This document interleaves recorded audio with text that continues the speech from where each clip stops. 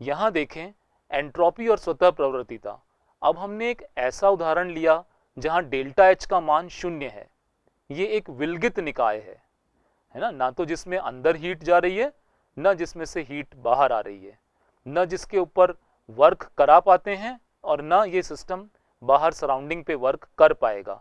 इसमें हमने माना कि 2 गैसें हैं जो कि काले गोले और इन सफेद गोलों से दिखाई है ना। जब एक विभाजक लगा हुआ है तो दोनों अलग अलग जगहों पे हैं। अगर मान लो काले गोले वाले साइड को मैं ए बोलता हूं और सफेद गोले वाले साइड को बी बोलता हूं, और अगर हम ए साइड से गैस निकालें तो वो ए गैस प्राप्त होगी, और बी साइड से अगर गैस निकालें तो बी गैस प्राप्त होगी। लेकिन जैसे ही मैं ये विभाजक को हटा दूं तो ये अपने आप बिल्कुल विसरित हो जाएंगी, मिल जाएंगी, और अगर अब हम इसमें से गैस निकालें तो हमें पता नहीं कौन सी गैस निकलेगी। यहाँ रैंडमनेस, यहाँ अव्यवस्था बढ़ गई। तो ऐसा लगता है कि अभिक्रिया उस तरफ चलेगी जहां अव्यवस्था बढ़े। तो अव्यवस्था का बढ़ना भी स्वतः प्रक्रम को प्रेरक के रूप में कार्य कर सकता है। एंट्रोपी किसी तंत्र या निकाय की अव्यवस्था का माप उस निकाय की एंट्रोपी कहलाती है। यह एक अवस्था फलन है जो प्रारंभिक व अंतिम अवस्था पर निर्भर करता है। इससे कैलोरी पर डिग्री या जूल पर केल्विन में व्यक्त करते हैं। उत्क्रमणीय प्रक्रमों के लिए डेल्टा एस, क्यू एवं ताप इस प्रकार संबंधित हैं। Delta S is equal to Q reversible upon T. Reversible तंत्र द्वारा जो ऊष्मा उत्क्रमणीय प्रक्रमों के लिए डेल्टा एस, क्यू एवं ताप इस प्रकार संबंधित हैं। Delta S is equal to Q reversible upon T. किसी स्वतः प्रवर्तित प्रक्रम के लिए निकाय एवं परिवेश की कुल एंट्रोपी परिवर्तन को डेल्टा एस टोटल मानते हैं। निम्नलिखित समीकरण द्वारा इसे दिया जाता है। Delta S total is equal to delta S system plus delta S surrounding. और स्वतः प्रक्रम के लिए क्या होना चाहिए? इनका योग अधिक होना चाहिए, मोर देन 0। जब एक निकाय साम्यावस्था में हो तो एंट्रोपी अधिकतम होती है एवं एंट्रोपी में परिवर्तन जो डेल्टा एस है वो 0 है। एक उत्क्रमणीय प्रक्रम के दौरान एंट्रोपी परिवर्तन delta S system is equal to Q system reversibly जो हीट एब्जॉर्ब की वो अपॉन टेम्परेचर। इस इक्वेशन से पता लगता है कि अगर कम तापमान पर ऊष्मा का अवशोषण होता है तो एंट्रोपी रैंडमनेस अधिक होगी, और अगर उच्च तापमान पर उसी अमाउंट ऊष्मा की अवशोषित होती है तो एंट्रोपी का परिवर्तन कम होगा। समतापी परिस्थितियों में उत्क्रमणीय एवं अनुत्क्रमणीय दोनों प्रक्रमों के लिए delta U is equal to 0 होता है, परंतु डेल्टा एस टोटल अर्थात delta S system plus delta S surrounding अनुत्क्रमणीय प्रक्रम के लिए 0 नहीं है। इस प्रकार इनमें विभेद किया जा सकता है, जबकि डेल्टा U से नहीं। मतलब हम डेल्टा एस टोटल के द्वारा उत्क्रमणीय और अनुत्क्रमणीय प्रक्रमों को विभेदित कर सकते हैं, जबकि डेल्टा U के द्वारा नहीं कर सकते। डेल्टा U उन दोनों ही प्रक्रमों के लिए 0 है, जबकि डेल्टा एस टोटल अनुत्क्रमणीय प्रक्रम के लिए 0 नहीं है। एंट्रोपी से संबंधित कुछ मुख्य तथ्य इस प्रकार हैं, जैसे ठोस पदार्थ की एंट्रोपी न्यूनतम व गैस की एंट्रोपी अधिकतम होती है, क्योंकि ठोस में उसके अवयव बिल्कुल बंधे होते हैं, अच्छे से ऑर्डर्ड स्टेट में है। उससे ज़्यादा एंट्रोपी द्रव की, उससे ज़्यादा एंट्रोपी गैस की, और उससे भी ज़्यादा एंट्रोपी गैसीय मिश्रण की। जब किसी विलय को विलायक में विलय किया जाता है तो एंट्रोपी में वृद्धि होती है, क्योंकि विलय पदार्थ का विलायक में वियोजन हो जाता है। कोई भी विलय पदार्थ जब विलायक में डालते हैं तो वो आयनों में बदल जाता है और उसमें एंट्रोपी बढ़ जाएगी, क्योंकि अव्यवस्था बढ़ जाएगी। किसी अभिक्रिया में अभिकारक से उत्पाद में गैसीय मोलों की संख्या अधिक है तो डेल्टा एस पॉजिटिव होता है, एंट्रोपी परिवर्तन धनात्मक होगा। और यदि मान लीजिए उत्पाद में गैसीय मोलों की संख्या अगर कम होगी तो डेल्टा एस नेगेटिव होगा। यहां इन उदाहरणों में देखें, पहले उदाहरण में अमोनियम क्लोराइड सॉलिड से 2 मोल अमोनिया गैस और 1 मोल H2S गैस प्राप्त हो रही है। अगर हम डेल्टा एन देखें तो ये 3 मोल प्रोडक्ट के साइड गैस है और रिएक्टेंट के साइड गैस नहीं है, तो 3 - 0, तो 3 आंसर आया। तो डेल्टा एन पॉजिटिव होने के कारण यहां पर एंट्रोपी परिवर्तन भी धनात्मक होगा। दूसरे उदाहरण में देखें, इसमें क्रियाकारक की तरफ 1 मोल अमोनिया 1 मोल HCl 2 मोल गैस है, उत्पाद की तरफ हमारे पास कोई गैस नहीं है और डेल्टा एन कितना होगा, प्रोडक्ट में 0 0 - 2, तो -2 आ रहा है, यानी कि डेल्टा एन का मान ऋणात्मक है, अतः डेल्टा एस भी नेगेटिव होगा। किसी अंडे को उबालने पर एंट्रोपी में वृद्धि होती है क्योंकि अंडे में उपस्थित एल्ब्यूमिन प्रोटीन विकृत हो जाता है। प्रोटीन का विकृत होना मतलब उसके हेलिक्स खुलना, उसमें डिसऑर्डरनेस बढ़ना, इसलिए उसमें एंट्रोपी बढ़ जाती है। गिब्स ऊर्जा या मुक्त ऊर्जा व स्वतः प्रक्रम। अधिकांश रासायनिक अभिक्रियाएं बंद या खुले निकाय में होती हैं। इनमें एंथैल्पी तथा एंट्रोपी दोनों का परिवर्तन होता है। केवल एंथैल्पी की कमी या एंट्रोपी की वृद्धि स्वतः प्रक्रम की दिशा निर्धारित नहीं कर सकती। इस प्रयोजन हेतु एक नया ऊष्मागतिकी फलन गिब्स ऊर्जा G दिया गया।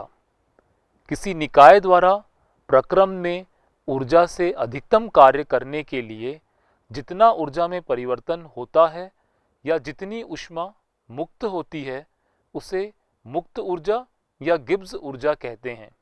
यह एक विस्तीर्ण एवं अवस्था गुण है। यह प्रारंभिक व अंतिम अवस्था पर निर्भर करता है। किसी निकाय के लिए एंथैल्पी तथा एंट्रोपी व ताप के गुणनफल का अंतर गिब्स ऊर्जा के समान होता है।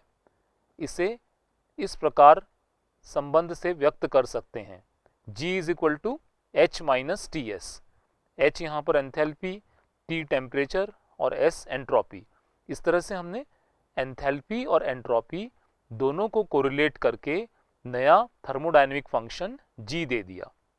निकाय की गिब्स ऊर्जा में परिवर्तन को इस प्रकार लिखा जा सकता है, delta G system = delta H system minus T delta S system minus S system into delta T।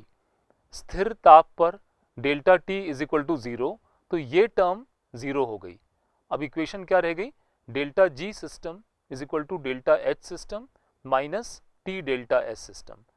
सामान्यतः पदांक निकाय को छोड़ते हुए जो सिस्टम टर्म लिखी हुई है उसको हम हटा दें तो समीकरण इस प्रकार लिख सकते हैं, delta G = delta H minus T delta S। इस प्रकार गिब्स ऊर्जा में परिवर्तन एंथैल्पी में परिवर्तन माइनस तापमान इंटू एंट्रोपी में परिवर्तन। यह समीकरण गिब्स समीकरण के रूप में जाना जाता है। गिब्स ऊर्जा व स्वतः प्रक्रम में संबंध। क्या संबंध है गिब्स ऊर्जा और स्वतः प्रक्रम में?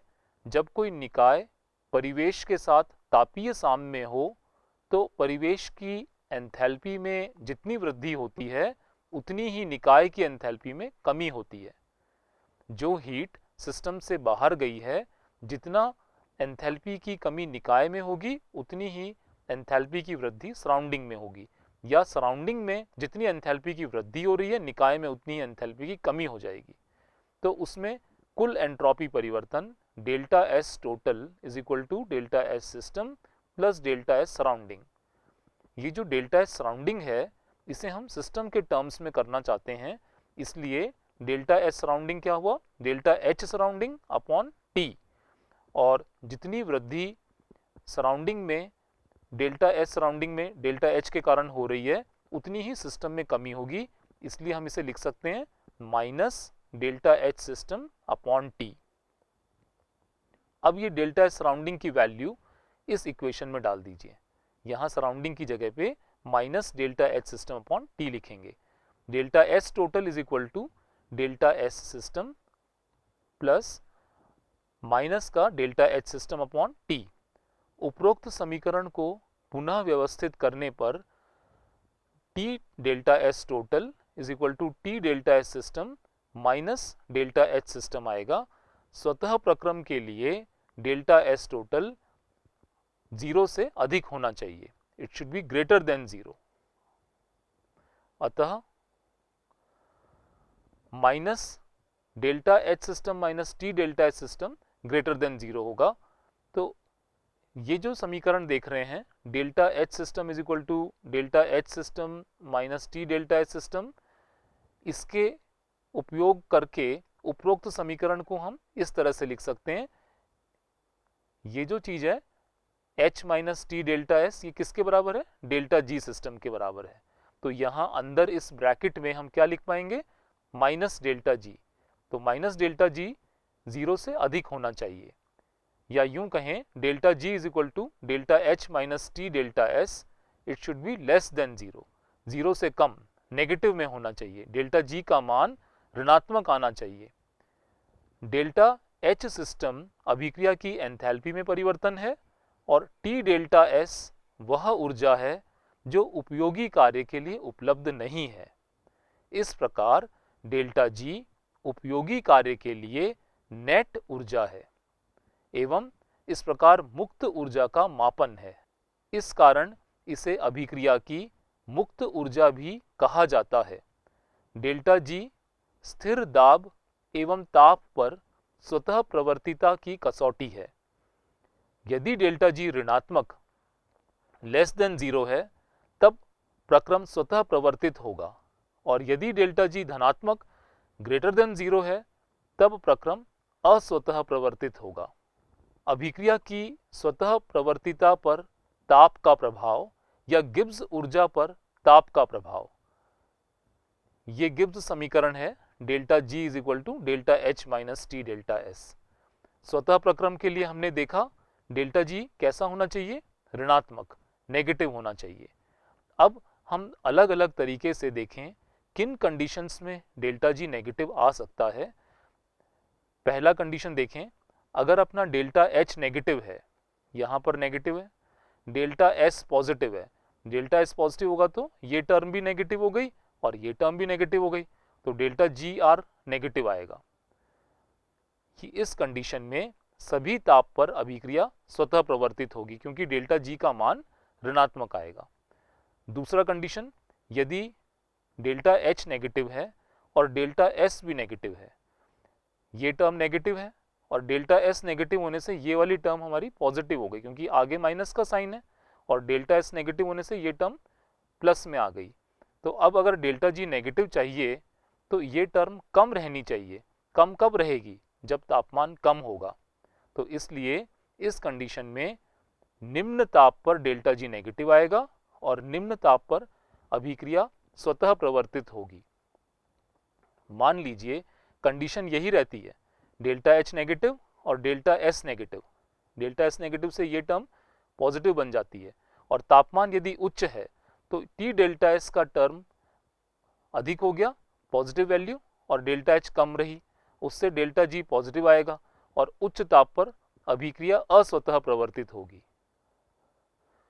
नेक्स्ट कंडीशन देखें, यदि डेल्टा एच पॉजिटिव है और डेल्टा एस भी पॉजिटिव है, तो डेल्टा एच पॉजिटिव होने के कारण ये पॉजिटिव टर्म और ये पॉजिटिव होने से हमारे पास सेकेंड टर्म नेगेटिव है, लेकिन डेल्टा जी अगर टेम्परेचर का मान उच्च होगा तो डेल्टा जी नेगेटिव आएगा। तो डेल्टा जी नेगेटिव आने के लिए तापमान उच्च होना चाहिए, तब अभिक्रिया स्वतः प्रवर्तित होगी।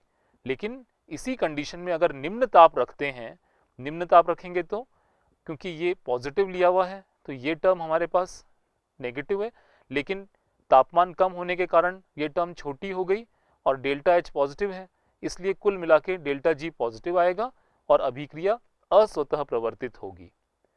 अब लास्ट कंडीशन देखें, यदि डेल्टा एच आपका पॉजिटिव है और डेल्टा एस नेगेटिव है, यानी कि ये टर्म पॉजिटिव हो गई डेल्टा एच के पॉजिटिव होने से, और डेल्टा एस के नेगेटिव होने से भी ये टर्म भी पॉजिटिव हो गई।